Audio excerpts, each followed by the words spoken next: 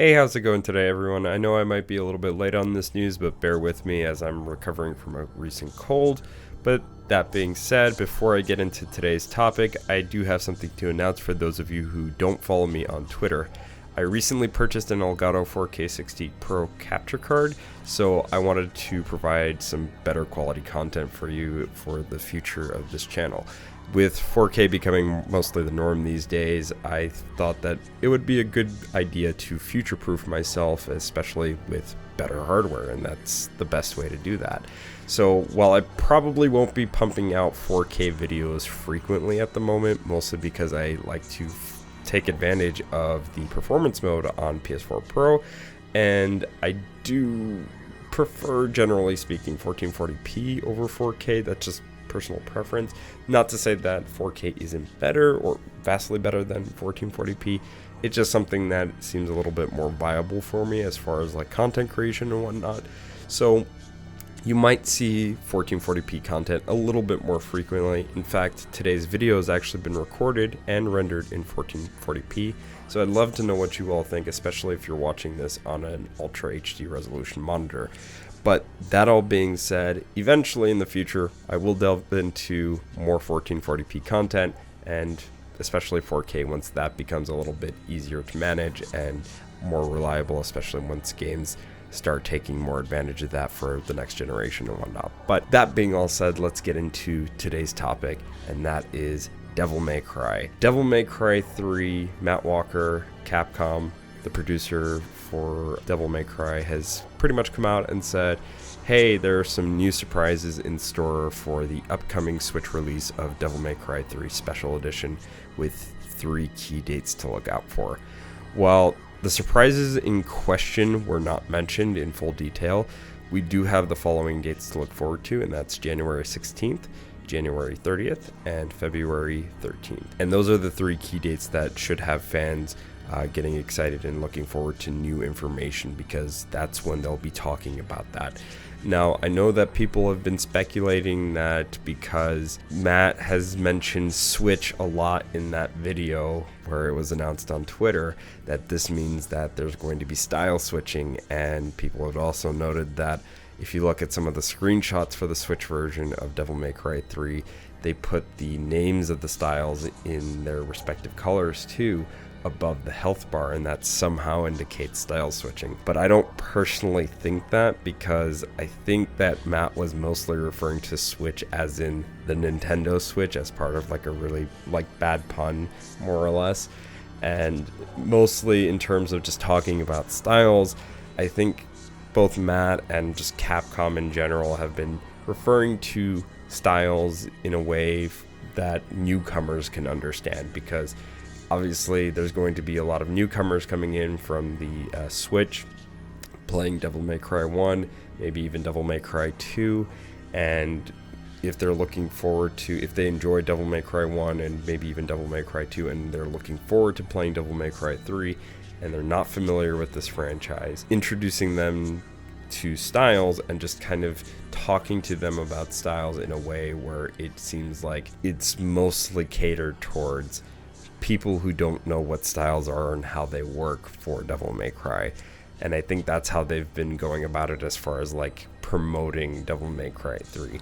I don't think they're talking about styles in the sense of, hey, there's going to be style switching in Devil May Cry 3 now, and it's going to be on one specific version. Like, I just don't personally think that's going to be the case. Hypothetically speaking, if style switching were to be introduced into the game officially, that'd be really cool, but then we get into this problem that a few other Capcom titles have, where a new feature or some new content or some sort of alteration appears that isn't present on the previously released versions. For example, you can look at Resident Evil 6, where that had no changeable costumes in the main campaign until the Switch version, which you can exclusively change costumes in that version for no real reason. Resident Evil 5 is another example where the PS4 and Xbox One version has Mercenaries United, where they bring characters from the base version of Mercenaries and characters from Mercenaries Reunion together, something that people have wanted for quite some time, and that's just not available on the official PC version. So I hate this aspect that if we get a slightly better version on another platform,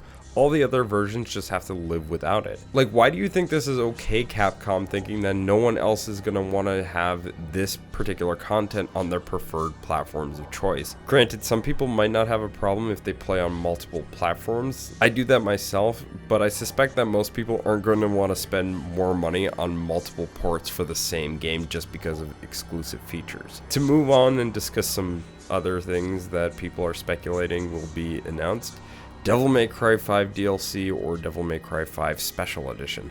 I personally don't think so. For starters, Matt was specifically talking about surprises for the Switch version of DMC3, and something that is probably more likely is going to be exclusive costumes, potential amiibo support, and also a port for DMC4 SE to Switch. With the costumes, if it's an original design or in reference to another Devil May Cry game, or maybe even another Capcom game entirely, like, I would just want that stuff to get ported over, or patched in rather, into the other versions, just like I would want that with style switching. So my stance is very similar. But if it's something that is more so Nintendo themed or Nintendo related, then I could understand why it's exclusive, and I really wouldn't mind. Then there's also amiibo support, which I could really care less about, but chances are they would probably give players like an easy way to get gold orbs or red orbs or something like that. And probably the most notable thing is a potential DMC4 SE Switch port, which I think they would probably announce, because think about it really, like, they only have 3 out of the 5 Devil May Cry games, and it would make sense to get more people on board for this franchise on a platform that doesn't have all the games yet, to announce the next game right before the current one that's about to come out. Say, hey, you know, you're hyped up about this, maybe you should start looking forward to this game. If you like those 2 games and you're about to play this new one and you're enjoying this new one, you should look forward to this next one that you're probably going to look forward to, because other people that became fans of this franchise also enjoyed this thing. It just makes sense to me. Like, I don't particularly see why they would want to announce Devil May Cry 5 DLC or Devil May Cry 5 Special Edition. Personally, though, I do think that it would be really nice, but I don't think that it makes sense. I think that Devil May Cry 4 Special Edition makes the most sense just because it's something that came out on previous gen.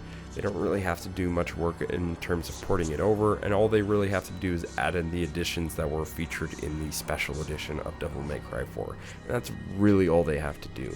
Granted, again, Devil May Cry 5 DLC or Devil May Cry 5 Special Edition would be hype, but I think this is going to be mostly Switch-centric news, so I would not get my hopes up for something that is probably going to disappoint me, really.